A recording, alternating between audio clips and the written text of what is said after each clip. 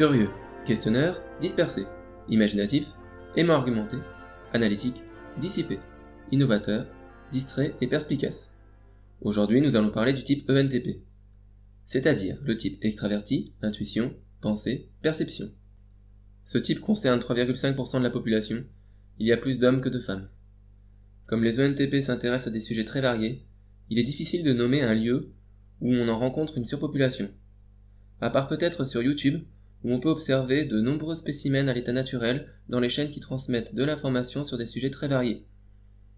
J'en profite pour mentionner qu'il s'agit de mon type de personnalité, car cela implique forcément un biais dans ma façon de communiquer autour des 16 types et des fonctions cognitives pour ceux d'entre vous qui suivent mon travail. Dans les fictions, on peut remercier Tyrion Lannister d'avoir redoré le blason du type ENTP, car auparavant, ce type de personnalité était cantonné dans le rôle du psychopathe fantasque et excentrique, qu'il s'agisse du Joker dans Batman, de Ben dans C'est arrivé près de chez vous, ou d'Orochimaru dans Naruto. Dans l'histoire cependant, de nombreux hommes de science et philosophes ont illustré le meilleur du type ENTP. Observons les 4 fonctions qui composent la personnalité du type ENTP. Fonction dominante. L'intuition extravertie, NE. Avec l'intuition extravertie en fonction dominante, le ENTP entrevoit les possibilités et fait des associations d'idées en permanence. Cela peut le déconnecter des sensations de l'instant présent. Dans les conversations, il peut rapidement rebondir et amener des sujets divers à se connecter. Les autres participants à la discussion pourront facilement perdre pied dans la conversation, mais le ENTP y verra un fil conducteur justifiant ces écarts rhétoriques. Le ENTP a aussi tendance à visualiser et à envisager de nombreux projets dans sa tête, cependant, très peu seront concrétisés dans le monde réel. Dans une discussion ou un débat, le ENTP peut prendre plaisir à explorer tous les points de vue, quitte parfois à se faire l'avocat du diable. Il est aussi attiré par les idées nouvelles et les nouveaux concepts. Il est possible qu'en son temps, les églises aient purifié par le feu quelques ENTP au discours trop impudent. Un autre moyen de se débarrasser de ces individus gêneurs qui remettent tout en question pour le plaisir de débattre, c'est de leur offrir un rafraîchissement appelé la ciguë, lorsqu'ils doivent s'humecter la gorge pour continuer à discourir. Fonction auxiliaire, la pensée introvertie, TI. Le ENTP a besoin de temps seul pour trier ses idées dans sa tête. C'est d'ailleurs le plus introverti des types extravertis, et certains ENTP se sont à tort typés INTP. Cependant, lorsqu'il sort de ses phases de recherche, il a abondamment besoin de communiquer ses dernières découvertes. Et c'est là qu'on peut le différencier de l'INTP. Car un ENTP qui veut vous communiquer ses dernières lectures, pensées ou recherches, ça peut en faire fuir plus d'un. Avec la pensée introvertie comme auxiliaire, le ENTP est un être rationnel, à la fois fantasque et rationnel. On peut dire qu'il est analytique dans son imagination. Les ENTP sont souvent attirés par les jeux de stratégie s'ils en ont le loisir. Ils ont aussi une soif aiguisée de connaissances et ont souvent une bonne culture générale. Ils doivent cependant faire attention à ne pas se croire plus malins que tout le monde, car comme leurs centres d'intérêt sont très diversifiés, leurs connaissances sont parfois fragmentaires et fragiles. La combinaison de l'intuition extravertie et de la pensée introvertie peut donner à l'ENTP un humour cinglant et cynique. Certains ENTP seront d'ailleurs d'excellents chroniqueurs humoristes. C'est le type qui a le meilleur potentiel s'il le développe, ce dangereux talent de mettre KO n'importe qui par un trait d'humour incisif. Attention en retour cependant à ne pas être mis KO par un coup de poing incisif. Dures sont les contraintes de la matière qui emprisonne nos esprits. Fonction tertiaire, le sentiment extraverti, FE. C'est avec sa fragile tertiaire que le ENTP cherche à connecter avec autrui. Mais celle-ci doit être validée par la pensée introvertie. Aussi, le ENTP n'est pas à l'aise avec les conversations purement relationnelles. Il a besoin de connecter aux autres en parlant des sujets qui l'intéressent. Ou alors il va s'intéresser aux autres en donnant des conseils ou en cherchant des solutions innovantes aux problèmes d'autrui, mais il n'est pas à l'aise dans le soutien émotionnel direct. Dans les 2 premiers épisodes de Game of Thrones, observez comment Tyrion Lannister essaye maladroitement d'aider Jon Snow. Tyrion apprécie véritablement le bâtard des Stark et essaye de lui faire prendre conscience de choses difficiles. Mais il est beaucoup trop direct et il finit par se prendre un coup au visage, car la façon dont les ENTP s'intéressent à vous peut être parfois agaçante. Beaucoup de ENTP ont un souci car ils sont très honnêtes et ils n'arrivent pas à empêcher les mots critiques de sortir de leur bouche. Les ENTP sont paradoxalement sociaux et ils ont besoin de la stimulation intellectuelle que leur apporte le groupe. Cependant, ils ne sont pas très doués pour s'approprier les codes du groupe et pour s'intégrer sans dommage. Cela ne s'applique pas aux ENTP3 qui sont à ce sujet beaucoup plus malins.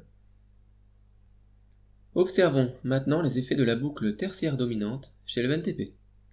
Si en temps normal, le NTP souffre d'une honnêteté qui parfois peut l'handicaper, lorsqu'il délaisse son auxiliaire pensée introvertie pour ne fonctionner qu'avec l'intuition extravertie et le sentiment extraverti, à ce moment, il risque de tomber dans des travers manipulateurs et de trouver une justification pseudo-rationnelle à ses actions. Il peut avoir l'impression qu'il essaye d'aider les autres alors qu'en réalité, il attend du groupe que celui-ci résolve ses propres problèmes. Il est alors essentiel qu'il se reconnecte avec son auxiliaire pensée introvertie afin de retrouver son sens critique envers lui-même et de songer à enlever la poutre dans son œil avant d'essayer d'enlever les brindilles dans les yeux de ses amis.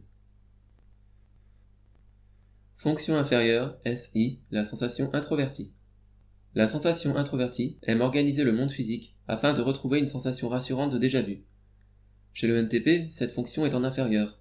Autant dire qu'il aime vivre dans sa tête et qu'il lui coûte de se consacrer aux tâches répétitives qui assurent sa survie dans ce monde bassement matériel. Aussi, peu lui importe que son bureau soit encombré, son appartement mal rangé et son linge mal étendu. Les filles ENTP font probablement un peu plus d'efforts à ce sujet, et cela en raison d'un biais culturel. Plus gênant, le manque d'ancrage de l'ENTP dans le monde physique est parfois un frein quant à l'accomplissement de ses projets. Car ceux-ci sont bien plus confortables lorsqu'ils sont conceptualisés dans le mental que lorsqu'il faut les accomplir dans la contrainte de la matière. Les tâches répétitives sont particulièrement dures pour le type ENTP. Celui-ci aura souvent tendance à chercher la solution du moindre effort. Au travail, il n'acceptera de se fatiguer que si la tâche demandée est pertinente à ses yeux et que l'effort en vaut la peine, ce qui peut poser souci dans le monde de l'entreprise. Les ENTP doivent aussi se méfier des divers moyens artificiels qui permettent de se détacher du monde physique, qu'il s'agisse des substances psychotropes ou des univers parallèles des jeux vidéo et des séries qui leur permettent d'oublier les problèmes de la vraie vie. En développant la sensation introvertie, le NTP améliore son ancrage au réel et accepte de creuser des domaines déjà explorés. Et surtout, il sera capable de finir ce qu'il commence.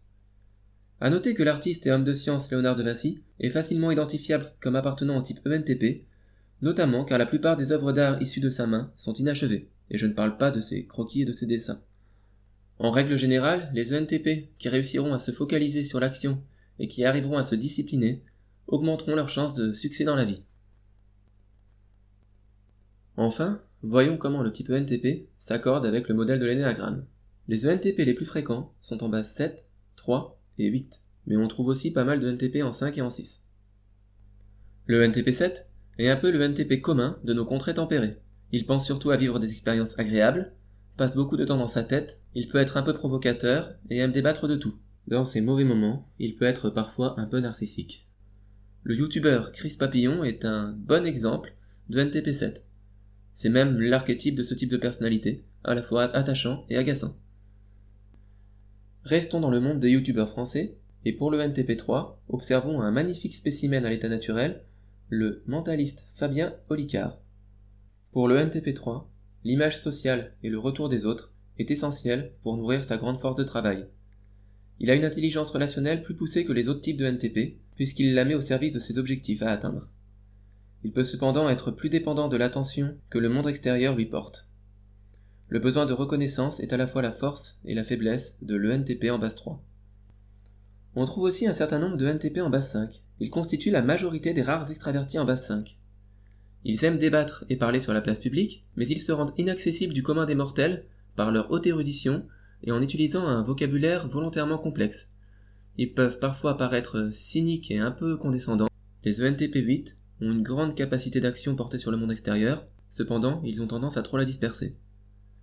Ils peuvent parfois négliger les sentiments d'autrui, ils peuvent se mettre en colère facilement, et ils détestent plus que toutes les combinaisons des autres types se sentir contrôlés. L'inventeur Thomas Edison fut probablement un ENTP en base 8.